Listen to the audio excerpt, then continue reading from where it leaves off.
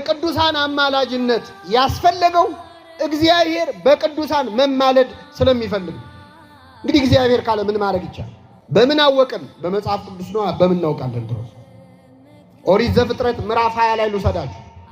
ታላቁ አባታችን አብርሃም ጻድቁ አብርሃም የእግዚአብሔር ወዳጅ ነው። ሚስቱም እንደዚሁ ለእግዚአብሔር የታመነች ነች። አብርሃምና ሳራ እያልን የምናመሰግናቸው ናቸው። አብርሃም ሚስቱን ሳራን ይዞ ጌራራ ወደምትባል ሀገር ሄደ።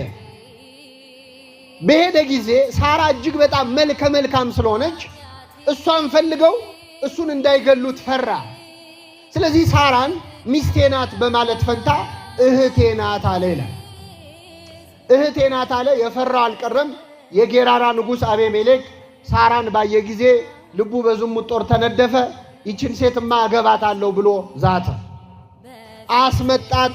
ድንኳን አስጥሎ ደንገጥሮች መድቦ አልብሷት፣ ጠቧት፣ አስጊጧት ነገ አገባታለሁ። ምስኪን አብርሃም አይኑ እያየ ሚስቱ ሳራ ንጉሥ ልታገባ ነው። ከኔ ጋር ናቸው። ያን ቀን ሌሊት እግዚአብሔር ለጌራራ ንጉሥ ለአቤሜሌክ ተገለጠለት ይላል። በህልም ተገለጠለት። እንዳትነካት አለው። የነቢይ ሚስት ናት፣ ጫፏን እንዳትነካት። ኧረ ጌታዬ እኔ ሚስቱ መሆኗን አላውቅም፣ እኔ እህቱ ነው የመሰለችኛል እኮ። ስላላወቅማ ነው የምነግርህ። ብታውቅማ ቀጣህ ነበር። በደዌ መጥቶት ልብ አድርጉ፣ ሰውነቱ ሁሉ አባበጣ። እንዳትነካት፣ ነገ ወስደህ መልስለት።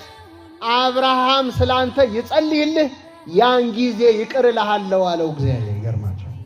አብርሃም ስላንተ ምን ይበልልህ? ያኔ ምን እልሃለሁ? አሁን እግዚአብሔር የቅዱሳንን ምልጃ ይፈልጋል አይፈልግም? ይፈልጋል። ልብ አድርጉ። የጌራራ ንጉሥ አቤሜሌክ በዚያ ሌሊት በቀጥታ እየተነጋገረ ያለው ከማን ጋር ነው? ከእግዚአብሔር ጋር። እግዚአብሔርን እያናገረው እንኳን ግን የቅዱሳን ምልጃ አልቀረም።